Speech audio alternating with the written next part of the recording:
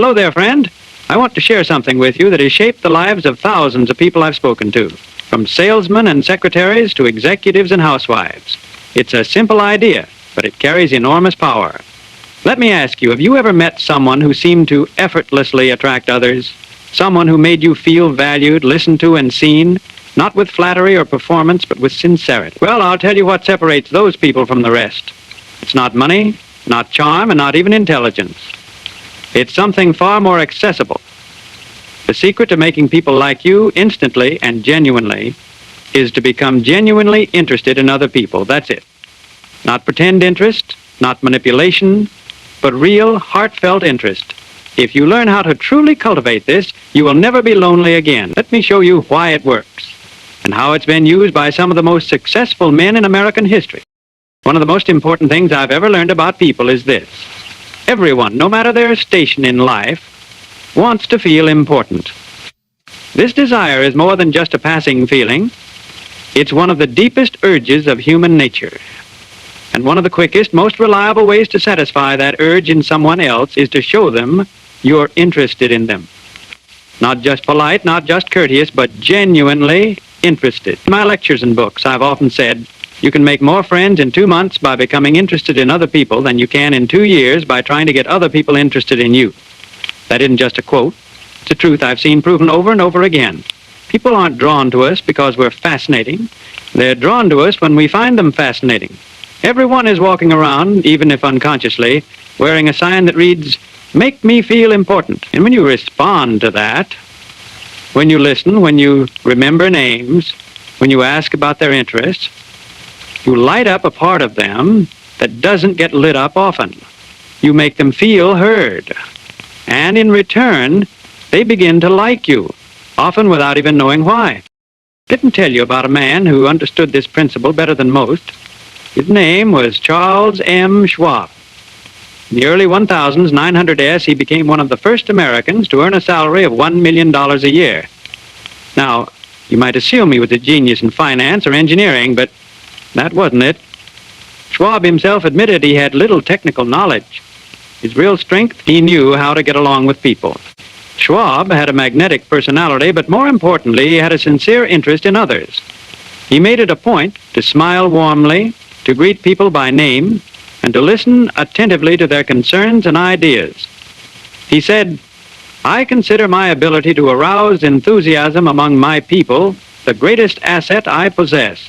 Andrew Carnegie, one of the greatest industrialists of his time, promoted Schwab not because he could manage machines, but because he could manage people. Schwab made workers feel valued. He noticed their good work and praised them for it, not artificially, but sincerely. He paid attention to the men around him, not because he was told to, but because he wanted to. And in return, they gave him their loyalty, their respect, and their best efforts. Another example I always admired is Theodore Roosevelt. Roosevelt was not only a president and a soldier, he was a master at winning people over. Whenever Roosevelt expected a guest, whether it was a senator, a scientist, or a cowboy, he would stay up the night before reading about that person's field of interest. Why? Because he understood that people respond to those who care about what they care about. Roosevelt didn't just talk, he connected. And it wasn't only for political gain. Even the White House stable boys, the men who tended the horses, respected him deeply. You know why? Because Roosevelt learned their names. He asked about their families. He inquired about their favorite horses. He made it clear that he valued them not just for what they did, but for who they were. That's genuine interest in action. That's why Roosevelt was admired not just by voters and leaders, but by everyday men who knew he saw them as individuals. When you show people that they matter, when you express real curiosity about their world, you build a kind of friendship that no title, wealth, or status can replace. Now, let's look at the other side. What happens when we fail to show interest? Think back to a time when someone ignored you during a conversation. Maybe they checked their watch. Maybe their eyes wandered. Maybe they interrupted you mid-sentence. How did that make you feel? Probably invisible, probably unimportant. And here's the truth. Every one of us is capable of making others feel that same way unintentionally. We get so wrapped up in our own worries, schedules, and stories that we forget to see the person standing right in front of us. But when we stop talking about ourselves and start asking about them, when we listen, really listen, everything changes. We create a bond. We show that we care. And people will go out of their way to connect with someone who makes them feel that way. This isn't about being manipulative. It's about recognizing the basic human need to be heard and choosing to honor it. So how do we start practicing this principle in real life? How do we show sincere interest in people without coming off as rehearsed or phony? The first step is simple. Ask questions. But don't just ask for the sake of asking. Be curious. If someone mentions they grew up in a different city, say, really? What was it like living there? If they talk about their hobby, ask what got them started. People love to talk about themselves, and when you invite them to do so, they begin to associate you with those good feelings. The second step is to listen actively. Don't wait for your turn to speak. Be fully present. Nod, smile, follow their stories. Show them with your body language and your silence that you're paying attention. The third step is to remember what they said. If someone tells you they have a dog named Max who loves chasing squirrels, remember that. The next time you meet, say, how's Max? That tiny moment tells them you didn't just hear them, you remembered. Finally, put away distractions. Our modern world is full of noise.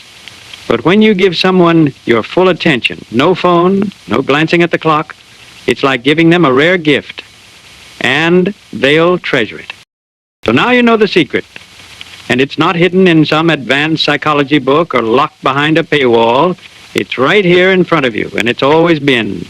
Become genuinely interested in other people. That's the superpower. It costs nothing, but it's worth everything. And it's not just for making friends. It can open doors in business, in love, in life. Every person you meet is carrying a story. Every person you speak to is longing to be seen.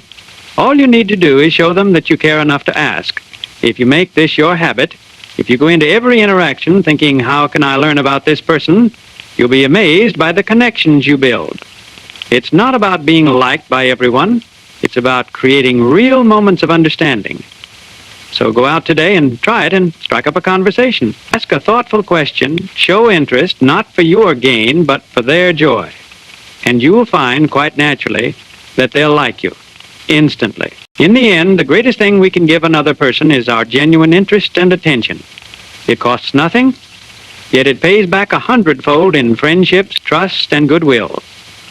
Remember, you have within you the ability to make others feel valued, to open doors, and to forge bonds that last a lifetime. So, go out today with a heart full of curiosity and let the world know that you are truly interested in them. Because when you make others feel important, that's when you truly become important yourself.